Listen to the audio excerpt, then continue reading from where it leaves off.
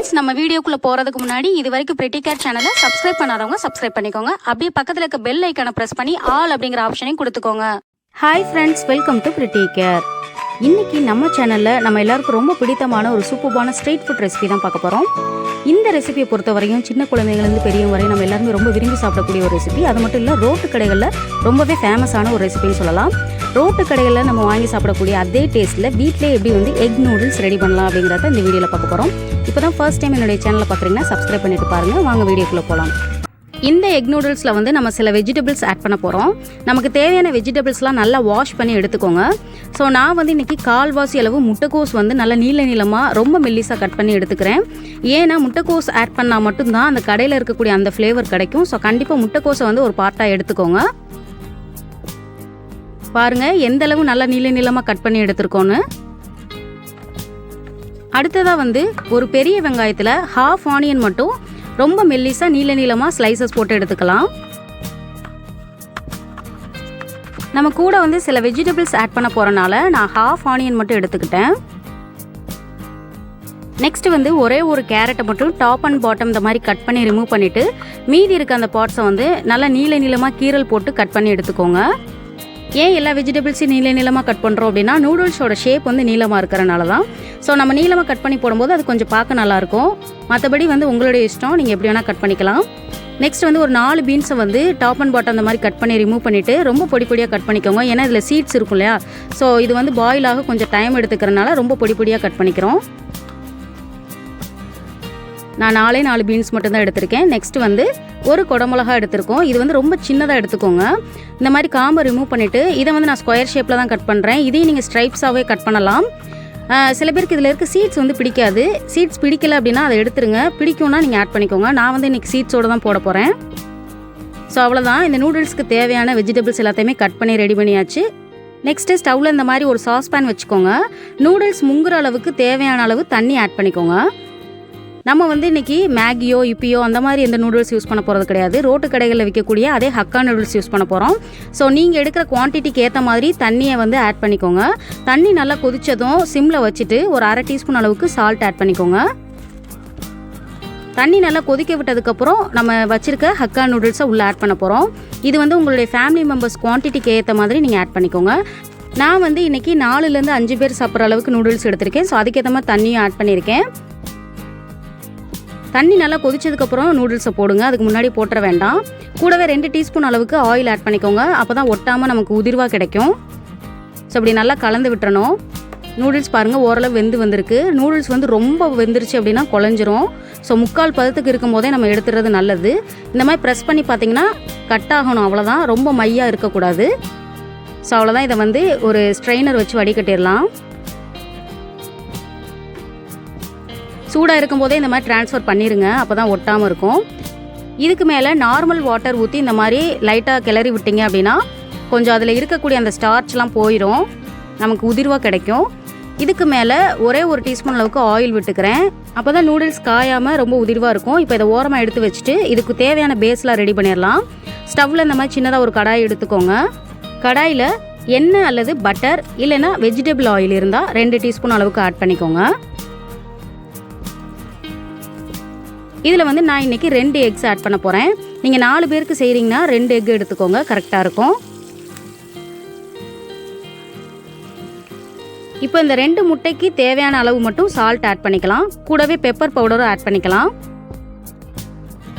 இப்போ நார்மலாக வீட்டில் முட்டை பொரியல் செய்வோம் இல்லையா, அது மாதிரி இதை நல்லா கலந்து விட்டு பொரியல் மாதிரி எடுத்து வைக்க போகிறோம்.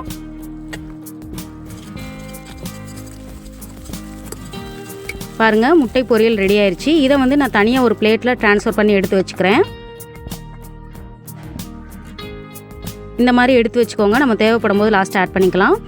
அடுத்து நீங்கள் நூடுல்ஸ் கிண்டுறதுக்கு போதுமான அளவு ஒரு கடாயோ அல்லது பேனோ எடுத்துக்கோங்க. அதில் பட்டர் அல்லது நார்மல் ஆயில் இருந்து ஆட் பண்ணிக்கோங்க. இல்லை வெஜிடபிள் ஆயில் ஆட் பண்ணிக்கிட்டிங்கன்னா இன்னும் கொஞ்சம் எக்ஸ்ட்ரா டேஸ்ட் கிடைக்கும். நான் இன்றைக்கி வெஜ்ஜி ஃபேட் தான் ஆட் பண்ணியிருக்கேன். கூடவே 2 டீஸ்பூன் அளவுக்கு ஆயிலும் ஆட் பண்ணியிருக்கேன். அதுக்கப்புறம் நம்ம கட் பண்ணி வச்சுருந்த ஆனியனை உள்ளே ஆட் பண்ணிடுறோம். ஆனியன் லைட்டாக கலர் சேஞ்ச் ஆனோட்டையும் அடுத்தடுத்த வெஜிடபிள்ஸ் நம்ம ஆட் பண்ணிடலாம்.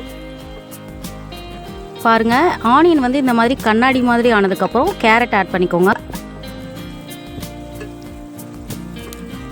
கேரட்டையும் லைட்டாக வதக்கி விட்டுட்டு மீதி இருக்க வெஜிடபிள்ஸை இப்போ உள்ளே ஆட் பண்ணிடலாம். பீன்ஸ் ஆட் பண்ணுறேன். அடுத்ததாக முட்டைக்கோஸ் ஆட் பண்ணுறேன். இப்போ இதை நல்லா வதக்கி விட்டுக்கலாம். எப்பயுமே கேப்சிகம் அதாவது குடமிளகா வந்து நம்ம ஃபைனலாக ஆட் பண்ணிக்கலாம், அப்போ தான் அது க்ரன்ச்சியாக இருக்கும். ஸோ இதை வதங்கினதுக்கப்புறம் இப்போ குடமிளகாவையும் நான் ஆட் பண்ணிட்டேன். அடுத்ததாக வந்து மசாலா பவுடர்ஸ் ஆட் பண்ண போகிறோம். நான் ஆட் பண்ணக்கூடிய இந்த மசாலாஸ் எல்லாமே நீங்கள் சேர்த்திங்கன்னா கண்டிப்பாக அது ரோட்டு கடை ஸ்டைலில் தான் இருக்கும். ஃபஸ்ட்டு வந்து 1/2 டீஸ்பூன் அளவுக்கு கரம் மசாலா, 1/2 டீஸ்பூன் அளவுக்கு சீரகத்தூள், 1/2 டீஸ்பூன் அளவுக்கு மிளகுத்தூள், 1/2 டீஸ்பூன் அளவுக்கு மிளகாய் தூள், அப்புறம் கொஞ்சமாக 1/4 டீஸ்பூன் அளவுக்கு சிக்கன் 65 பவுடர் ஆட் பண்ணிக்கிறேன் ஃப்ளேவருக்காக. இப்போ வந்து நூடுல்ஸ்க்குன்னு தனியாக நமக்கு மசாலா வந்து கடையில் விற்கிது. நான் வந்து பேக்கர்ஸோட பிராண்ட் எடுத்திருக்கேன். அதில் வந்து ஒரு 2 டீஸ்பூன் அளவுக்கு ஆட் பண்ணிக்கிறேன். இப்போ இதை எல்லாத்தையுமே நல்லா மிக்ஸ் பண்ணி விட்டுறலாம். உங்களுக்கு மிக்ஸ் பண்ணும் போதே அந்த கலர் வந்து சேஞ்ச் ஆகும். இப்போ வந்து இந்த ஹோல் நூடுல்ஸ்க்கு தேவையான சால்ட்டையும் வந்து இப்போவே ஆட் பண்ணிடுங்க. ஆல்ரெடி வந்து நம்ம நூடுல்ஸ் வேக வைக்கும்போது கொஞ்சம் சால்ட்டு சேர்த்துருந்தோம். ஸோ அதனால் கொஞ்சம் பார்த்து போட்டுக்கோங்க. இந்த அளவுக்கு நல்லா கலந்து விட்டுறணும். அடுத்து வந்து ஆல்ரெடி நம்ம முட்டை பொரியல் ரெடி பண்ணி வச்சுருந்தோம்ல, அதை வந்து இப்போ உள்ளே ஆட் பண்ணி அதையும் நல்லா கலந்து விட்டுக்கோங்க.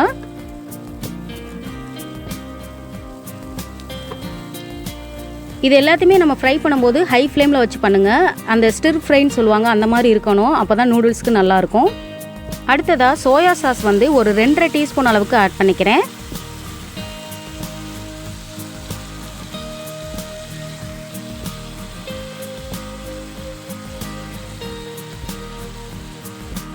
நெக்ஸ்ட் வந்து டொமேட்டோ சாஸ் வந்து 1.5 டீஸ்பூன் அளவுக்கு ஆட் பண்ணிக்கிறேன். அவ்வளோதான். இப்போ இது எல்லாத்தையும் நல்லா கலந்து விடணும். இந்த மசாலா எல்லாமே நல்லா ஒன்றா வர்ற அளவுக்கு நல்லா வதக்கி விடணும். பாருங்கள், இந்த அளவு நல்லா கலந்து விட்டதுக்கப்புறம் கொஞ்சமாக இதில் வாட்டர் ஆட் பண்ணிக்கலாம்.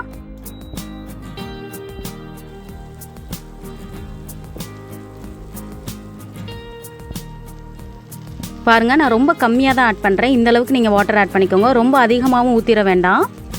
ஏன் வந்து வாட்டர் ஆட் பண்ணுறோம் அப்படின்னா, இந்த வாட்டர் கன்சிஸ்டன்சி இருக்கும்போது தான் நூடுல்ஸோட இந்த மசாலா நல்லா ஒட்டும். இல்லைன்னா இந்த மசாலா தனியாகவும் நூடுல்ஸ் தனியாகவும் பிரிஞ்சிரும். அதுக்காக தான் இந்த மாதிரி நல்லா கலந்து விட்டுருங்க. அது கொஞ்சம் ட்ரை ஆகணும். ஸோ பாருங்கள், இந்த மாதிரி கொஞ்சம் ட்ரை ஆனதுக்கப்புறம் இந்த ஸ்டேஜில் நம்ம ஆல்ரெடி பாயில் பண்ணி வச்சுருந்தோம் இல்லையா, அந்த நூடுல்ஸை வந்து உள்ளே ஆட் பண்ண போகிறோம். ஸோ கொஞ்சம் கொஞ்சமாக எடுத்து உள்ளே ஆட் பண்ணிக்கோங்க. எடுத்தோட்டியுமே அதிகமாக மொத்தமாக கவுத்திராமல் கொஞ்சம் கொஞ்சமாக இந்த மாதிரி ஆட் பண்ணுங்கள். அப்போ தான் ஒட்டாமல் வரும். ஸோ இப்போ எல்லா நூடுல்ஸுமே உள்ளே ஆட் பண்ணியாச்சு. இப்போ இதை லைட்டாக கிளறி விடணும். ரொம்ப போட்டு அழுத்தம் கொடுத்து கிளறினீங்க அப்படின்னா நூடுல்ஸ் வந்து பிரேக் ஆகிடும். ஸோ எவ்வளோ மேலோட்டமாக உங்களால் கிளற முடியுமோ அந்தளவு கிளறுங்க. பாருங்கள், இந்த மாதிரி நூடுல்ஸ் கூட மசாலா நல்லா ஒட்டி வரணும்.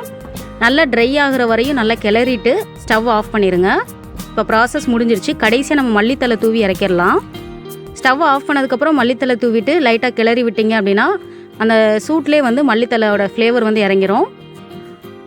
அவ்வளோதான், சுவையான எக் நூடுல்ஸ் ரெடி. இதை ஒரு பவுலுக்கு ட்ரான்ஸ்ஃபர் பண்ணி சர்வ் பண்ணிடலாம்.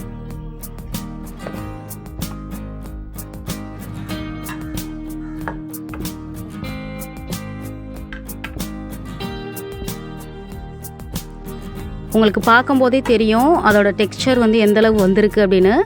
கண்டிப்பாக நீங்கள் இந்த ரெசிபியை வீட்டில் ட்ரை பண்ணி பாருங்கள். நம்ம கடையில் வாங்கி சாப்பிட்ற அதே டேஸ்ட்டு தான் இருக்கும். ஸோ இதுக்காக நீங்கள் அதிகமாக மணி ஸ்பெண்ட் பண்ணி கடையில் போயோ ஹோட்டலில் போயோ ரெஸ்டாரண்ட்டில் போய் சாப்பிடணுன்ற நெசசரி கிடையாது. ஸோ வீட்டிலே ரொம்ப ஹெல்த்தியான முறையில் கடையில் வாங்கக்கூடிய அதே டேஸ்ட்டில் இந்த மாதிரி நீங்கள் செஞ்சு பாருங்கள். கண்டிப்பாக உங்கள் எல்லாருக்குமே ரொம்ப பிடிக்கும். உங்கள் குழந்தைகளுக்கும் இந்த ரெசிபியை வீட்டிலேயே ஹெல்த்தியாக செஞ்சு கொடுங்க. கண்டிப்பாக விரும்பி ஹாப்பியாக சாப்பிடுவாங்க. என்னுடைய இந்த வீடியோ உங்கள் எல்லாருக்குமே ரொம்ப யூஸ்ஃபுல்லாக இருந்திருக்கும் நம்புகிறேன். இந்த வீடியோ பிடிச்சிருந்துச்சுன்னா மறக்காமல் சப்ஸ்கிரைப் பண்ணுங்கள், லைக் பண்ணுங்கள், உங்கள் ஃப்ரெண்ட்ஸ் எல்லாருக்குமே ஷேர் பண்ணி விடுங்க. வேறு ஒரு வீடியோவில் வேறு ஒரு நியூ ஐடியாவோட சந்திக்கிறேன். Until then, bye from Divya Rajendran. Thank you.